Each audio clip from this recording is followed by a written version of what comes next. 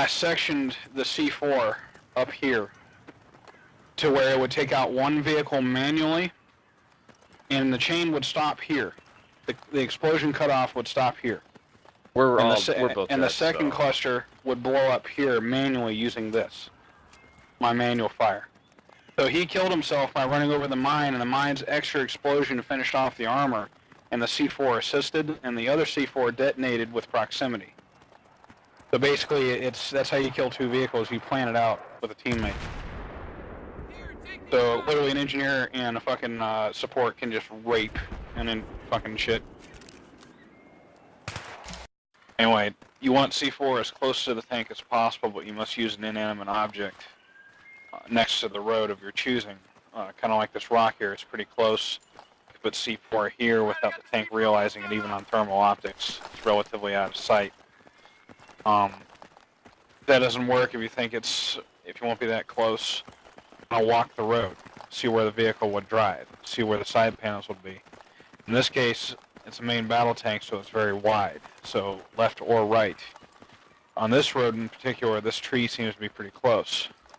You want to stack the C4 as high as you can to attack the top of the tank's armor. If you don't have the squad explosives perk, this is going to take longer. Also a higher risk of being sniped and knifed. But once you have your charges in place, and the tank is in place, you'll notice that the reactive panels on the sides are there to protect the sides, but the height of the C4 is on the top of the armor, one of the weakest portions of the tank, hence that the ammo magazines are directly behind the 50 caliber machine gun, currently on the tank. And that's also coded in the game, so all the top armor is the weakest, and this would be the result. That would be a kill in any case. Shockwave was perfect, it was all over the tank.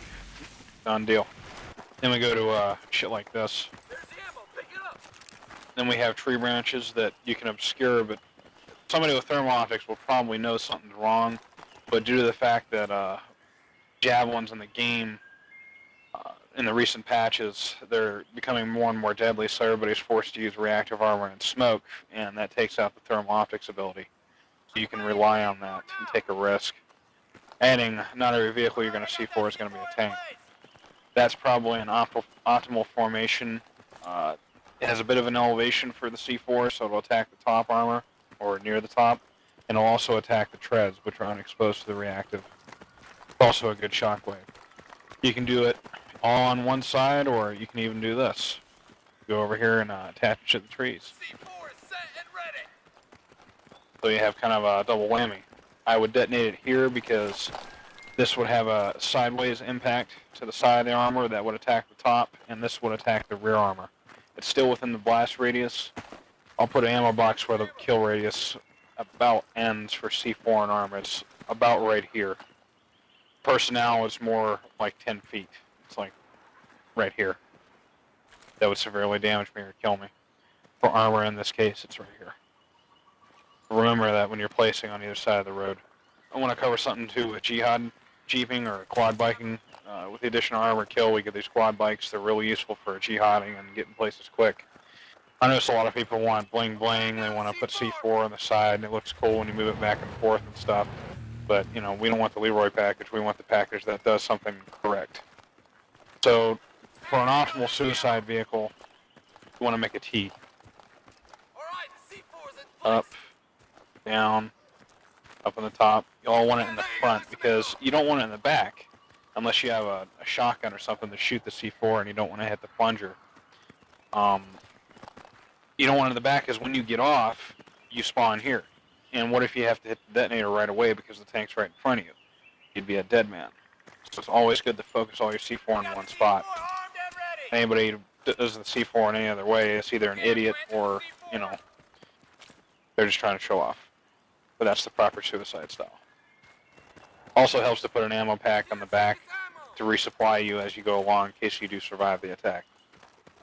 Like these signposts here, they kind of blend in. They got red colors. A lot of people don't look at them. I mean, if you look at it real close, you're not going to be looking at the sign. It's not bright or anything. It kind of blends in with the background. So you can either put C4 at the base or do a mixture. Put it on the top. Pick up your ammo, man. Put an ammo bag down. Come up, start putting it up top. I'm planting the C4 now. That would be an effective tank killer, and it blends in so well unless you're using thermal optics. It wouldn't be wise because on thermal optics it looks like a freaking Christmas tree. You'll see little white tabs. Yeah, right? There's a reactive panel here for RPG mesh and the radiator, and then there's reactive squares here. So what you want to do is you want to do this. Okay, I'm planting the C4. Like when you run up to C4 tank, you just want that much. Watch out. Here, can I see it before you blow me up? Yeah. So when you Yes. see 4, you... Yeah, see where the reactive panels are? Here, let me get in. The reactive panels? It's in Okay, yeah. between.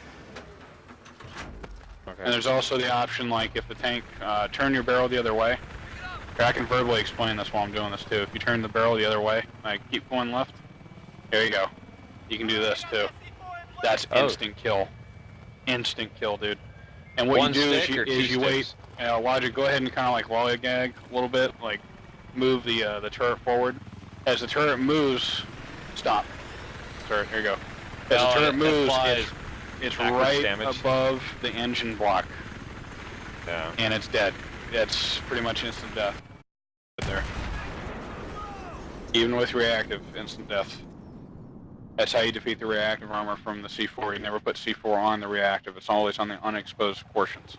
What you can do with these is you're going to have to toss it up and over the panels. Right now, that's an instant kill, as it is. You can also do this, where you're throwing them up into the back of the rear panel. As long as the C4 is not on the panel itself, the blast will be more effective.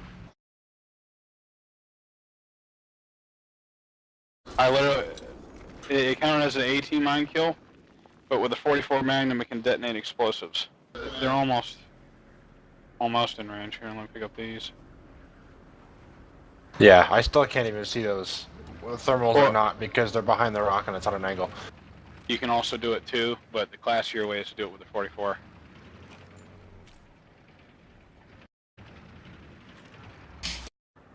Alright, go ahead and park next to the mines and act like you're shooting down there.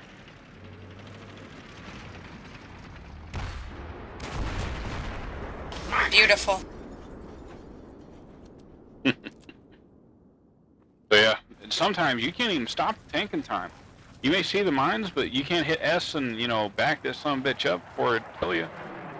Especially because you're sitting on a downhill slope and that's really hard to stop a tank. And a fucking 85-ton tank too.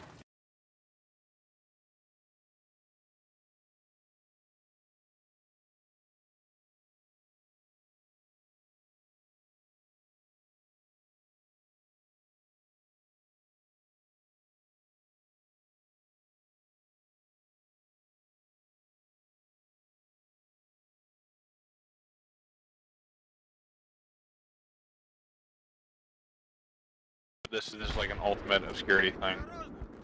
If you notice these cars in this game, Battlefield 3, you can break the windows. In this case, if you want to set up an IED, you want to make everything look normal, break out all the windows for your C4.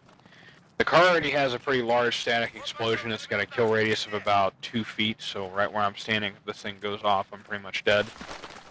But what you want to do in an anti-vehicle case is you want to stack C4. Of course, placing it on the headrest there, I mean, yeah, it kind of looks cool, but yet again, think of thermal optics. You can see it. What you want to do is you want to stack all your C4 as close to the edge as possible for maximum detonation. Check on the outside for any obscurities. But on thermal optics, these vehicles do show up because they are objects. I can't see that at all. Can't see that at all. So there you go. And a vehicle would drive by, and what's good about this is that this forces the vehicle to drive around it. But even though, unless you're over here on the sidewalk, you'll still be affected by the blast. You're in the kill radius right now. That's kill no matter what, even with reactive panels that would overload it. So it's important to realize objects that are kind of forcing the player into an area. Like force them into the shockwave. Always plan ahead. a mental thing to keep in mind is if you see glass, let's say you're being chased or something like that, or you want to set somebody up. One, they're going to hear this glass. Two, they're going to see the one piece of glass that's not there anymore. So if you do, make the glass disappear. Experienced player will know that, okay, maybe a helicopter came by and just shot the buildings up and broke all the glass, or the tank shell came by and blew the glass up. Nobody's going to look for the bullet holes. Even experienced players don't do that. So what you do in a house where you want to set up an explosion, nobody will typically hide in the first floor. It's always going to be the second floor because of the height advantage. But what you want to do in an ambush situation is make things difficult for them. They're not going to see that. That's just something you're going to walk right by because it blends in perfectly with the meter there. That's one set of C4. If you go upstairs, you can probably place another one. And again, they're not going to see that because it also blends in. Place your C4 in areas that, they wouldn't normally look. Behind the bed. On the carpet. In the back of the cupboard. In that case, they can see it. But still, anything out of sight on the outside of this wall next to the air conditioning unit. Not only will the C4 damage them, but the simple destruction of the building. Each wall, if I were to blow this wall on the outside with, let's say, a grenade launcher, it would kill me from about 3 to 4 feet. Not only that, but the shockwave of the C4 alone would kill me. So we're setting this house up basically to explode. You can do things in the corner. In this case, this room is kind of all one texture, so C4 really stands out. You can always tuck it in the corner like that. Half the C4 will disappear into the ceiling. Kind of looks like a little corner camera. But again, everything looks kind of normal in here. You're not really looking for C4. If you're chasing somebody, you're looking for a position. So, another thing to remember is hard points. This is a hard point, these beams. They will always stay intact throughout the building. Some of these houses come down, some of these don't. In this particular house, I would not plan for it coming down because that's the way they limited the engine. Hard points being the corners of homes.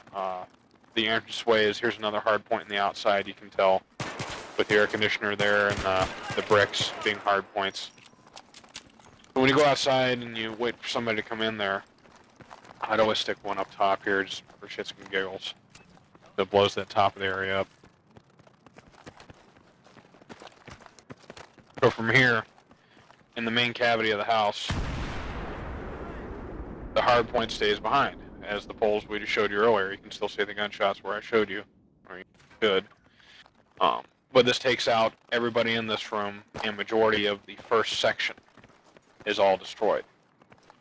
So your primary route being here, this entrance, going up the stairs, and on the first floor being the primary hideouts, all eliminated. Always prioritize the most popular places in your houses for C4 traps.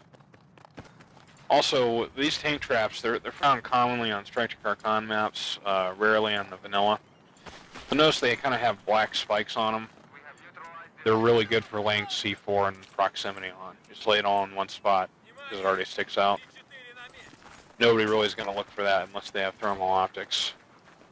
But it's also in the pathway. The road, the tank is going to come up this hill and it's going to want to cap the flag, so it will always nudge right. Gamers are still humans. They always want to get as close to the objective as possible, unless they're playing for kills, and they'll always drive through. So the closer to the C4, the better. Closer to the road, the better.